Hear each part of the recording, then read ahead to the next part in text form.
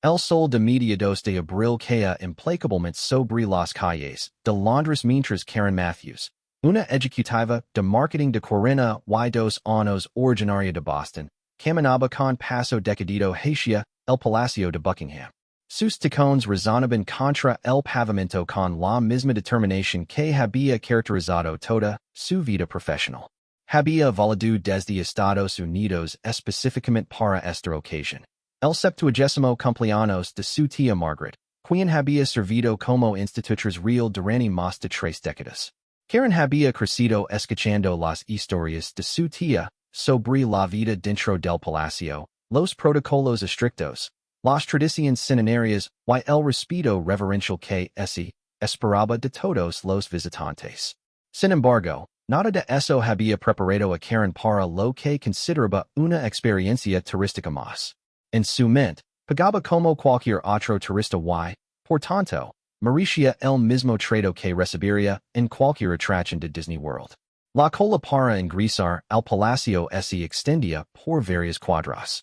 Familias enteras, grupos de estudiantes, parejas de ancianos y turistas de todas las nacionalidades esperaban pacientemente bajo el sol londinense.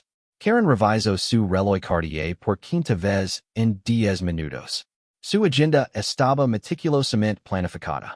La visita al palacio, almuerzo en el Ritz, compras en Harrods y una cena con su tía en el exclusivo club privado donde se habían conocido décadas atrás. Pero la cola no se movía. Esto es absolutamente ridículo, murmuró Karen mientras ajustaba su bolso de diseñador y quitaba las gafas de sol para evaluar mejor la situación. A su alrededor, otros visitantes conversaban en voz baja, tomaban fotos y parecían disfrutar de la experiencia de estar tan cerca del hogar de la familia real británica. Karen, sin embargo, no podía comprender la fascinación. En Estados Unidos, las cosas funcionaban de manera eficiente. Si pagabas, recibías el servicio inmediatamente. Si había un problema, hablabas con el gerente y se resolvía. La idea de esperar en una cola durante horas le parecía no solo inconveniente, sino personalmente ofensiva. Después de 45 minutos sin movimiento significativo, Karen decidió tomar acción. Había notado que los guardias reales, esos soldados vestidos con sus característicos uniformes rojos y gorros de piel de oso, permanecían inmóviles en sus posiciones como estatuas vivientes. Había leído sobre ellos. Se suponía que no debían moverse, hablar ni reaccionar ante ninguna provocación. Era parte de su entrenamiento militar y una tradición que se remontaba a siglos atrás. Perfecto, pensó Karen. Si no pueden responder, entonces pueden escuchar. Se dirigió hacia el guardia más cercano, un joven soldado de aproximadamente 25 años llamado James Wellington. James llevaba 3 años sirviendo en la Guardia Granaderos y había completado 2 despliegues en Afganistán antes de ser seleccionado para este prestigioso puesto. Para él, custodiar el Palacio de Buckingham representaba el pináculo de su carrera militar hasta el momento. James había sido entrenado para mantener la compostura en cualquier situación. Había soportado turistas que intentaban hacerlo reír, niños que gritaban frente a su rostro, y incluso ocasionales provocadores que intentaban interrumpir su servicio. Pero nunca había experimentado nada como lo que estaba por suceder. Karen se plantó directamente frente a James, invadiendo claramente su espacio personal. Su voz, naturalmente alta debido a años de presentaciones corporativas, se elevó aún más por la frustración acumulada. Oiga, me está escuchando, comenzó, apuntando con su dedo índice hacia el pecho del guardia. He estado esperando en esa cola durante casi una hora. ¿Sabe cuánto tiempo es eso? En Estados Unidos, esto sería inaceptable. Absolutamente inaceptable. James mantuvo su mirada fija al frente, como había sido entrenado. Sus ojos azules permanecieron inmóviles, su postura erguida y su respiración controlada. Pero internamente, comenzó a sentir una tensión que no había experimentado ni siquiera durante sus misiones en zona de combate. Karen interpretó el silencio como destino y su voz se volvió más agresiva. ¿Cree que pueda ignorar? Pago impuestos que probablemente financian su salario. Bueno, no directamente. Pero mi tía Margaret ha contribuido a este país durante décadas. Merezco respeto. Los turistas cercanos comenzaron a detenerse y observar. Algunos sacaron sus teléfonos. Entiendo que algo inusual estaba desarrollándose.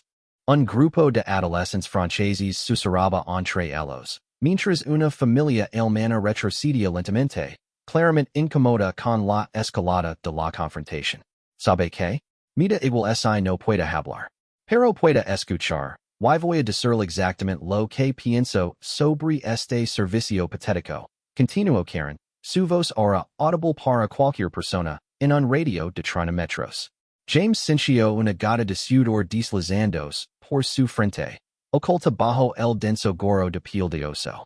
Su entrenamiento lo había enseñado a visualizar momentos como este, a encontrar un punto de calma mental donde pudiera refugiarse mientras su cuerpo permanecía en posición. Pero las palabras de Karen comenzaban a atravesar esa barrera mental. Mi tiempo vale dinero. Mucho dinero. Más dinero del que usted probablemente vea en toda su vida. Y usted está aquí, parado como un único, mientras los turistas pagantes esperan como ganado. Karen había elevado su voz hasta convertirla casi en un grito. En ese momento, algo dentro de Karen se quebró. Tal vez fue la frustración acumulada del vuelo transatlántico, el jet lag, la presión de coordinar el cumpleaños de su tía, o simplemente años de estar acostumbrada a obtener lo que quería cuando lo quería.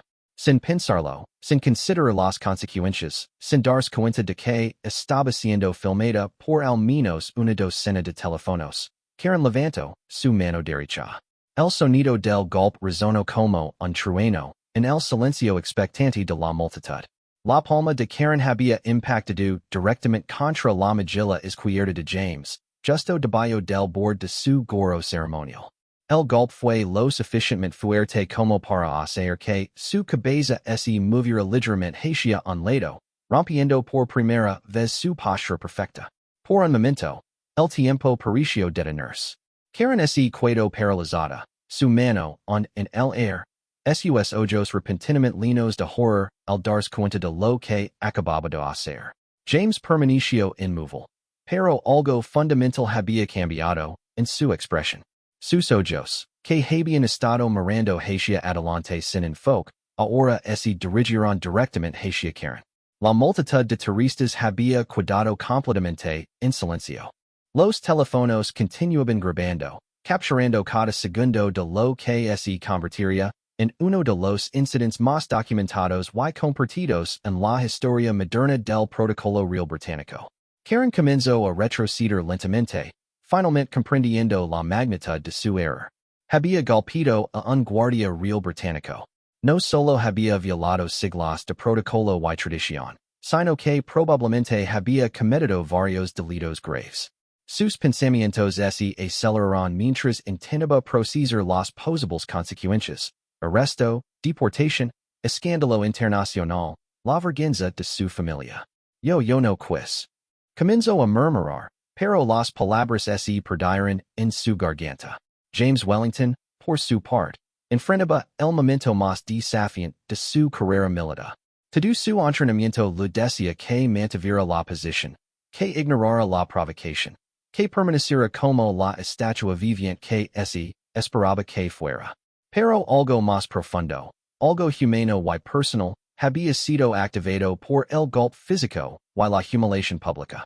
Los siguientes segundos determinarían no solo el destino inmediato de Karen, sino que se convertirían en un punto de inflexión que nadie en esa multitud podría haber anticipado.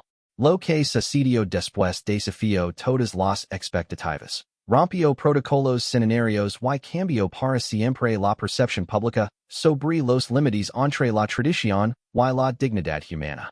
El eco del golpe resonaba en el air londinense cuando James Wellington tomó una decisión que alteraría el curso de su vida, la carrera de Karen, y la forma en que el mundo entero vería la institución de la Guardia Real Británica. En los 30 segundos que siguieron al golpe, James Wellington experimentó una transformación que desafiaría décadas de entrenamiento militar y protocolo real.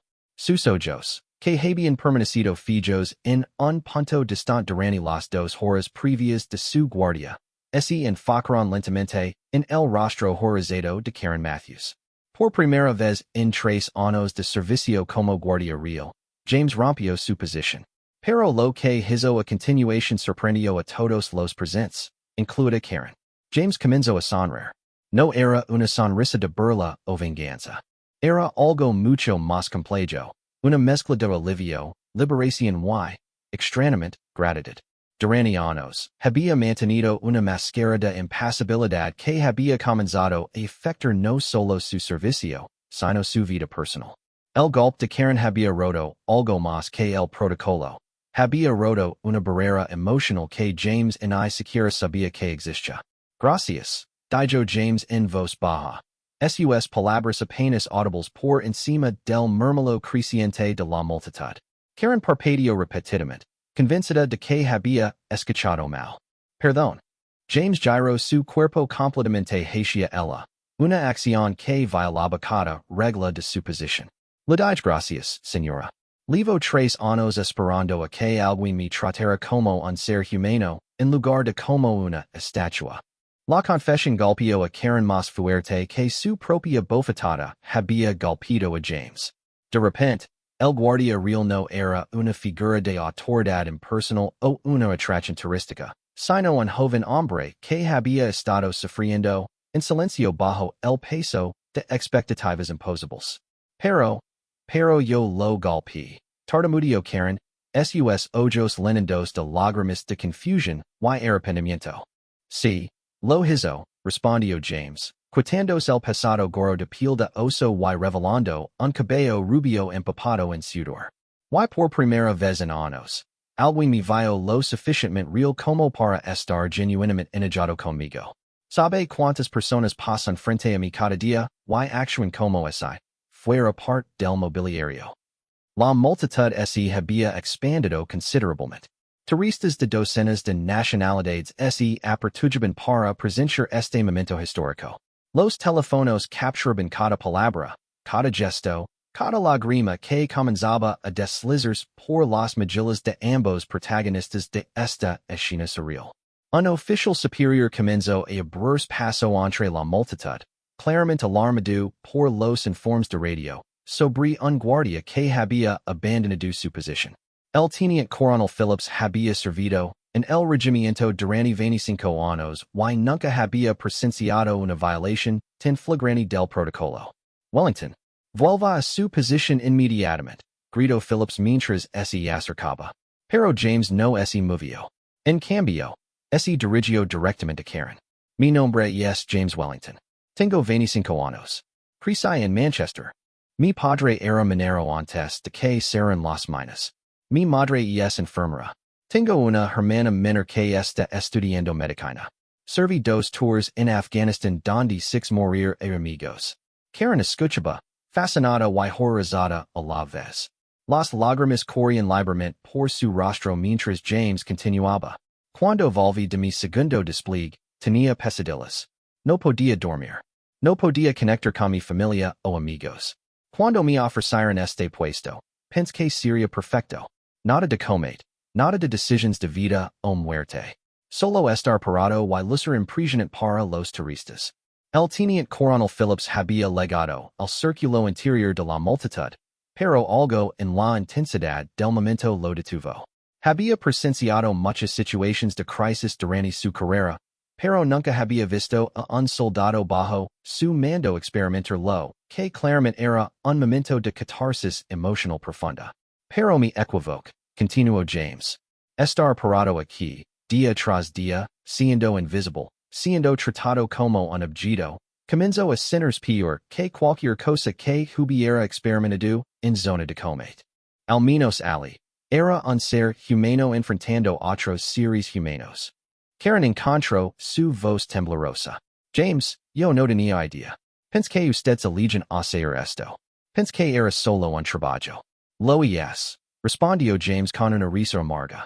Es un trabajo muy bien pagado con beneficios excelentes y un prestigio considerable.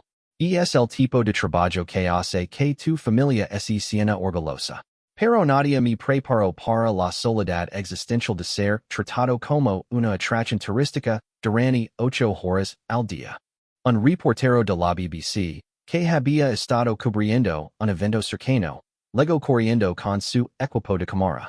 Las implicaciones mediáticas de este momento comenzaban a materializarse. Un guardia real británico había abandonado su puesto para tener una conversación emocional con una turista americana que lo había golpeado. La historia tendría ramificaciones internacionales. Wellington, dijo finalmente el teniente coronel Phillips, su voz más suave de lo que cualquiera habría esperado. Soldado, necesito que me explique qué está sucediendo aquí. James se erguió instintivamente en la voz de su superior, pero no retrocedió en su posición junto a Karen. Señor, esta señora me golpeó porque estaba frustrada con el servicio. En lugar de arrestarla o llamar a seguridad, me di cuenta de que su frustración era un reflejo de algo más grande. Me di cuenta de que llevamos esta tradición demasiado lejos. Phillips frunció el seno. ¿Demasiado lejos, soldado? Señor, con todo respeto, convertir a soldados entrenados en estatuas humanas para el entretenimiento turístico no honra nuestro servicio. Lo degrada. Podemos mantener la tradición y la ceremonia sin sacrificar nuestra humanidad básica. Karen, que había estado escuchando este intercambio con creciente admiración y horror por su papel en desencadenarlo, finalmente habló. Official Phillips, ¿verdad? Este hombre. James, no hizo nada malo. Yo lo ataque. Yo viol su espacio personal, lo insult y lo golpe. Si alguien debe ser arrestado, soy yo. El teniente coronel Phillips miró entre Karen y James, luego a la multitud creciente de turistas y reporteros. Décadas de experiencia en manejo de crisis le dijeron que esta situación requería una respuesta cuidadosa y mesurada. Señora, ¿cuál es su nombre completo? Karen Elizabeth Matthews. Soy ciudadana estadounidense. Estoy aquí visitando a mi tía Margaret, quien trabajo para la familia real durante 30 años. Phillips asintió lentamente. El nombre de Margaret le era familiar. Había sido una figura respetada en el personal del palacio. Señora Matthews, ¿comprende usted la gravedad de agredir físicamente a un miembro de la Guardia Real? Completamente, respondió Karen sin vacilar. Acepto cualquier consecuencia legal. Pero quiero que sepan que James, el soldado Wellington, respondió con más gracia y dignidad de la que yo merecía. James intervino. Señor, solicito formalmente que no se presenten cargos contra la señora Matthews. Su acción, aunque inapropiada, me ayudó a darme cuenta de algo importante sobre mi servicio y sobre cómo estamos representando a la corona. La situación se había convertido en algo mucho más complejo que un simple incidente de turista problemático. Phillips se dio cuenta de que estaba presenciando un momento que podría redefinir la relación entre las tradiciones centenarias y las realidades modernas del servicio público. El reportero de la BBC se acercó con precaución. ¿Puedo hacer algunas preguntas sobre lo que está sucediendo aquí? Phillips levantó la mano. No habrá declaraciones oficiales hasta que hayamos evaluado completamente la situación. Pero James dio un paso adelante. En realidad, señor, creo que es hora de que alguien hable honestamente sobre esto. Se volvió hacia la cámara de la BBC, su uniforme todavía impecable a pesar de la situación extraordinaria. Soy el soldado James Wellington de la Guardia Granaderos. He servido a mi país durante 5 años, incluyendo 2 despliegues en combate. Estoy orgulloso de mi servicio. Hizo una pausa, mirando directamente a la cámara. Pero también creo que es hora de examinar si nuestras tradiciones están sirviendo tanto al público como a los soldados que las ejecutan. Esta señora me golpeó porque estaba frustrada. Eso estuvo mal. Pero su frustración destacó algo que he estado sintiendo durante mucho tiempo. Que hemos permitido que una hermosa tradición se convierta en algo que nos deshumaniza a todos. Karen observaba con asombro creciente mientras James articulaba pensamientos que ella nunca habría podido expresar. Su acto impulsivo y inapropiado había desencadenado una conversación nacional sobre tradición, modernidad y dignidad humana. Lo que ninguno de ellos sabía era que este momento, capturado por docenas de cámaras y transmitido en vivo por la BBC, llegaría al Palacio de Buckingham mismo en cuestión de minutos. Y la respuesta que vendría de allí cambiaría no solo sus vidas, sino la institución de la Guardia Real para siempre. La transmisión en vivo de la BBC había capturado la atención no solo del público británico, sino de espectadores en todo el mundo. En los 30 minutos posteriores a la declaración de James Wellington, el video había sido compartido millones de veces en redes sociales con hashtags como hashtag HumanGuard, hashtag Royal Reform y hashtag Karen and James trending globalmente. Pero la reacción más importante no venía de las redes sociales. Venía del interior del Palacio de Buckingham mismo.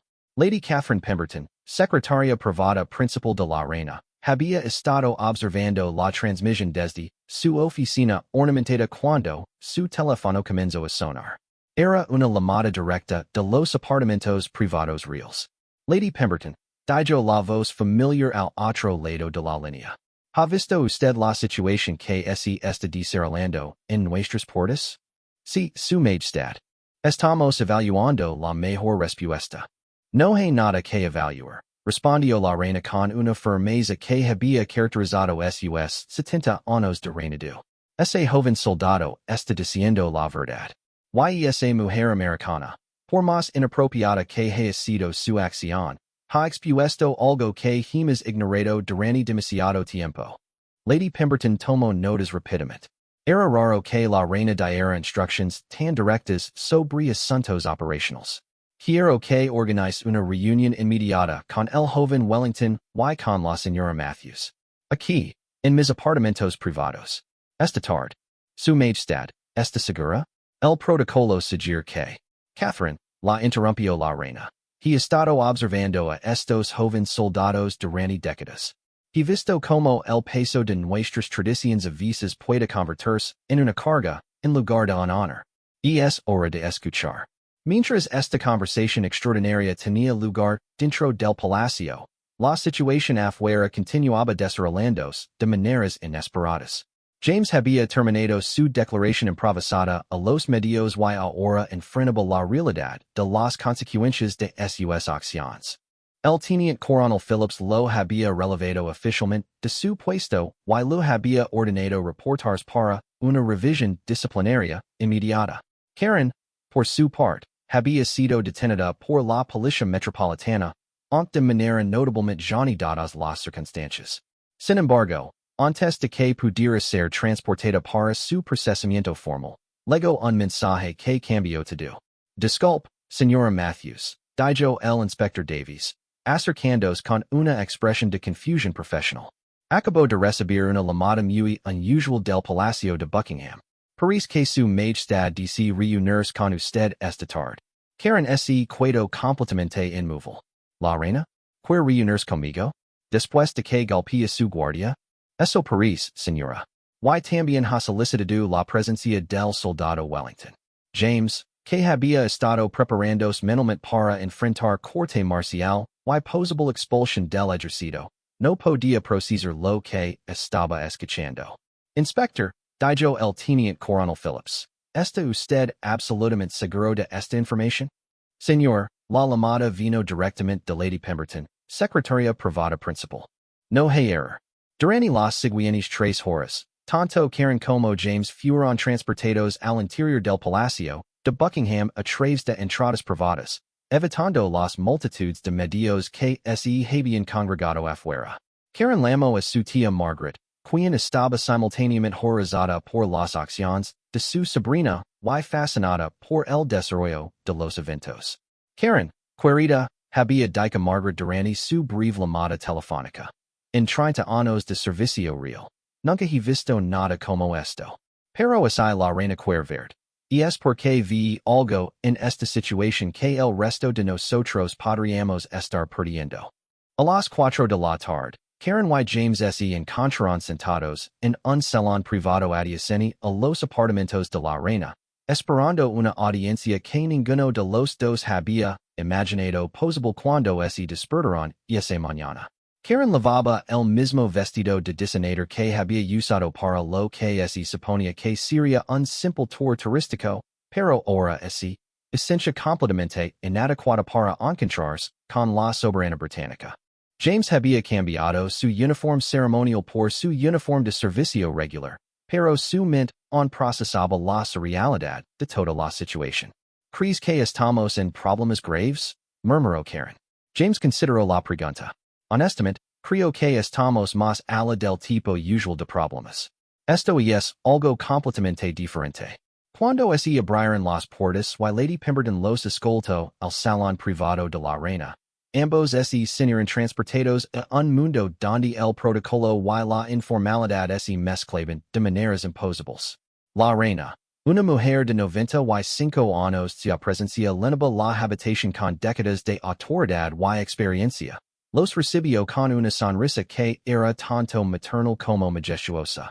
Señora Matthews, soldado Wellington, dijo, gesticulando hacia las sillas dispuestas frente a ella. Por favor, tomen asiento. Tenemos mucho de que hablar. Karen hizo una reverencia torpe, recordando vagamente las lecciones de protocolo que su tía lo había dado años atrás. James cuadro militarmente antes de sentarse. Primero, comenzó la reina. Señora Matthews, debo abordar sus acciones de esta mañana. Golpear a cualquier persona es inaceptable, pero golpear a uno de mis guardias es algo extraordinariamente grave. Karen sintió que su corazón se detenía. Su Majestad, acepto completamente la responsabilidad por mis acciones. Estaba frustrada, pero eso no justifica lo que hice. No, no lo justifica, acordó la reina. Sin embargo, su acción inapropiada ha expuesto algo que mi personal y yo hemos estado discutiendo en privado durante algún tiempo. Se volvió hacia James. Soldado Wellington, sus comentarios esta mañana mostraron una madurez y reflexión que hablan muy bien de su carácter. Pero también revelaron un problema sistemático que debemos abordar. James respiró profundamente. Su Majestad, solo expresa lo que he estado sintiendo.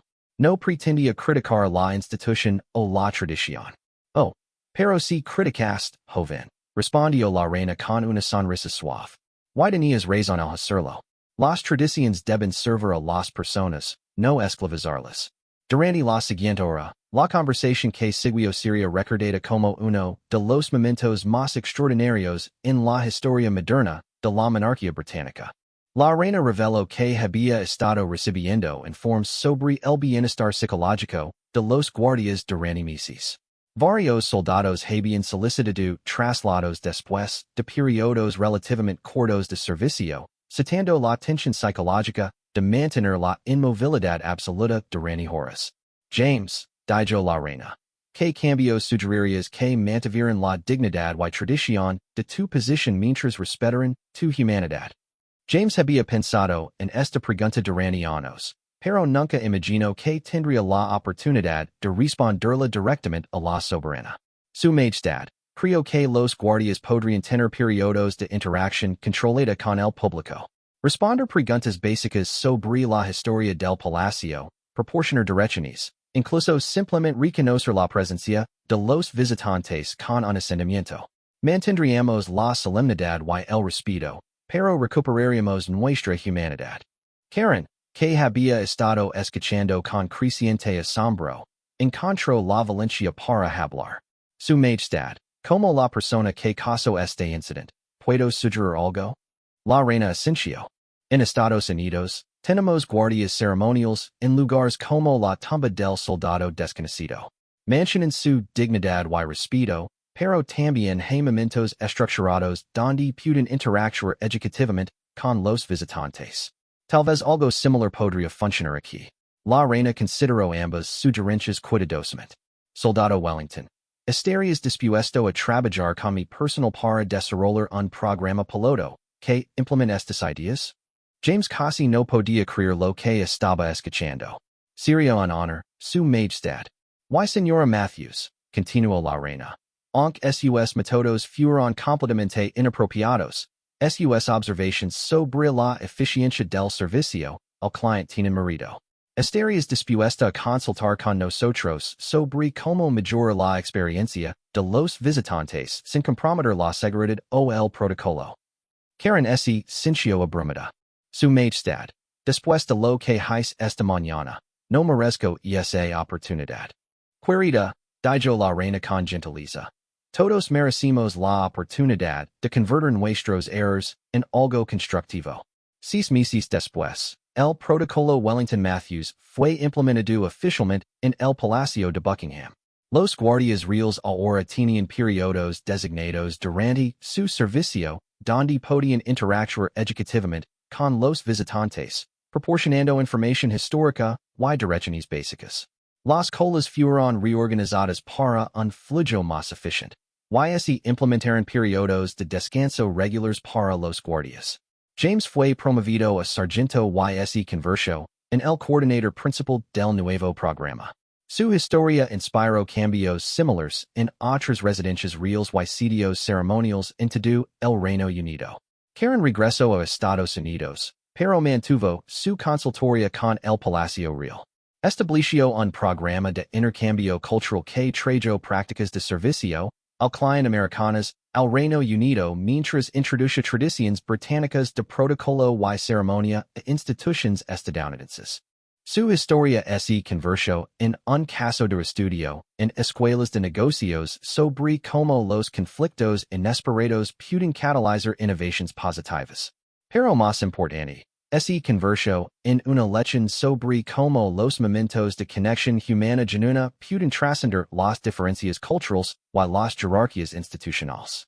El incidente que comenzó con un golpe impulsivo terminó demostrando que incluso las tradiciones más sagradas pueden evolucionar cuando se abordan con respeto, comprensión y un compromiso genuino con la dignidad humana. Años después, cuando periodistas preguntaron tanto a Karen como a James sobre ese día extraordinario, ambos dieron respuestas similares. A veces, los momentos más transformadores de nuestras vidas surgen de nuestros errores más embarazosos, especialmente cuando esos errores nos fuerzan a ver la humanidad en lugares donde nunca esperábamos encontrarla.